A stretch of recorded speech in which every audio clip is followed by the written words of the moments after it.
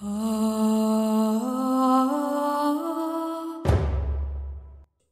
জানি তুমি ভিডিওর থাম্বনেলটা দেখে ক্লিক করেছো। যেহেতু ক্লিক করে ফেলেছো সেহেতু অনুরোধ করব ভিডিওটা শেষ পর্যন্ত দেখার। চিন্তা করো না, তুমি একা নও। হাজার হাজার ছেলে আমার মতো, মানে তোমার মতো, প্রতিদিন মেয়েদের মন জয় করার চেষ্টা করেছে, কিন্তু কেউ সফল হচ্ছে আর কেউ হচ্ছে না। কিন্তু জানো তো, মেয়েরা ফুল না, ওরা একটা জটিল পাজল। আর যদি তুমি সেই পাজলটা ঠিকভাবে বুঝে ফেলতে পারো তাহলে তার মন জয় করতে পারবে সম্পূর্ণ সম্মানের সাথে।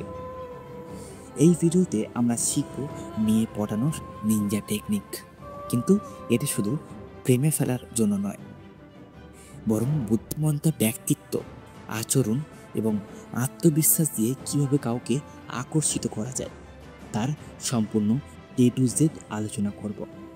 তুমি যদি এখন ভিডিওটা স্কিপ করে ফেলো তাহলে জানবে না ঠিক কোন জায়গাটায় তুমি আজও ব্যর্থ হচ্ছ। তাহলে চলো শুরু করি। প্রথমে একজন মেয়ের মন জয় করার আগে প্রথম প্রশ্ন হচ্ছে, তুমি নিজে কে? তুমি যদি নিজের ভিতরে আত্মবিশ্বাস না রাখো তাহলে বাইরে থেকে যতই স্টাইল মারো প্রভাব পড়বে না। যখন তুমি নিজের পছন্দ অপছন্দ পরিষ্কারভাবে জানো, নিজের সীমাবদ্ধতা বোঝো এবং নিজের লক্ষ্য সম্পর্কে নিশ্চিত থাকো, তখন একটা স্বাভাবিক আকর্ষণ তৈরি হয়। এই আকর্ষণ কখনো মিথ্যে হয় না।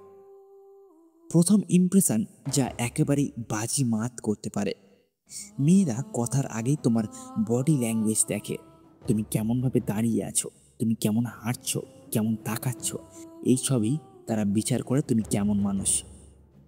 তাই সোজা হয়ে দাঁড়াও, চোখে চোখ রেখে কথা বলো, কিন্তু চাউনি যেন নরম হয়। ক্ষমতাশালী কিন্তু শ্রদ্ধাশীল। প্রথম কথায় খুব বেশি স্মার্ট হবার চেষ্টা করো না, একেবারে সাধারণ কিন্তু শান্তভাবে বলো, হাই, কেমন আছো? এই ছোট্ট প্রশ্নটাই অনেক বড় সংযোগ তৈরি করতে পারে, যদি সেটা বলা হয় ভদ্রতা ও নির্ভরতার সঙ্গে। তারপরে বোঝো যে মেয়েরা কি শুনতে ভালোবাসে। কোনো মেয়ের সাথে কথা বলার সময় তার কথা মন দিয়ে শোনো এবং রিপ্লাই করো যে আমি বুঝতে পারছি তুমি আসলে কি বলতে চাইছো। এই লাইনটা জাদুর মতো কাজ করে। মেয়েরা এমন পুরুষকে পছন্দ করে যারা শোনে, শুধু বলে না। প্রশ্ন করো কিন্তু জিজ্ঞেস করো না, যেন তুমি একজন ইন্টারভিউয়ার যে ইন্টারভিউ নিচ্ছ। তুমি কি নিয়ে আগ্রহী, সময় পেলে কি করতে ভালোবাসো, এইরকমভাবে কোশ্চেন করো। এগুলো সম্পর্ক তৈরি করে।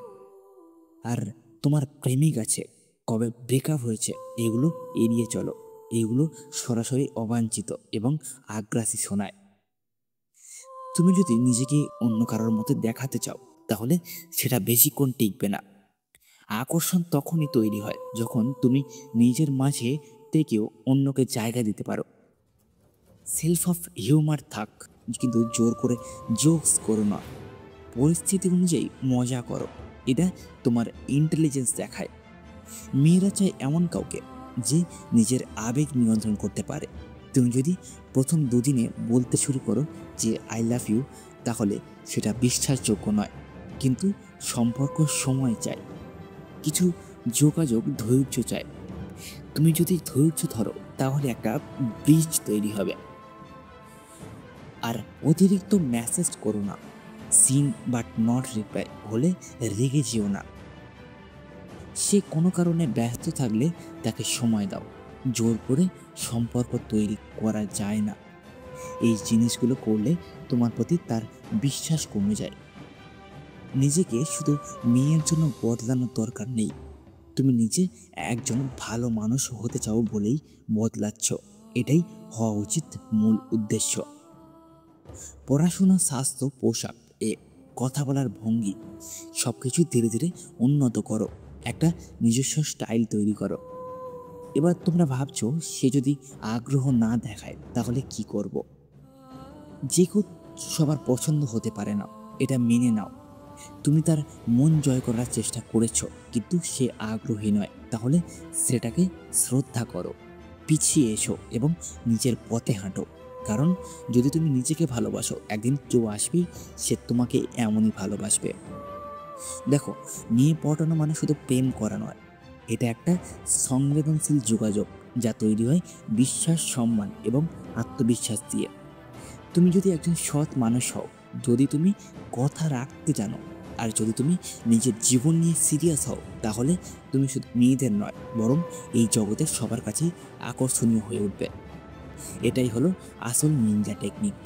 তুমি যদি ভিডিওটা এখনো পর্যন্ত দেখে থাকো, তাহলে নিজের জন্য একটা কথা মনে রেখো যে তুমি যেমন, ঠিক তেমনভাবেই কেউ তোমাকে ভালোবাসবে। নিজের ভিতরের শক্তিটাকে আগে ভালোবাসো। আর সবশেষে বলবো, যদি আরও এমন ভিডিও পেতে চাও, সাবস্ক্রাইব করো আপলিফটেড মেন্টালিটি চ্যানেলকে। আমরা ইতিমধ্যেই 50 জন পরিবারে পৌঁছে গেছি। তোমার জন্যই এই জার্নিটা সম্ভব হয়েছে। এবার লক্ষ্য 100। তুমি আছো তো সাথে? কমেন্টে জানাও।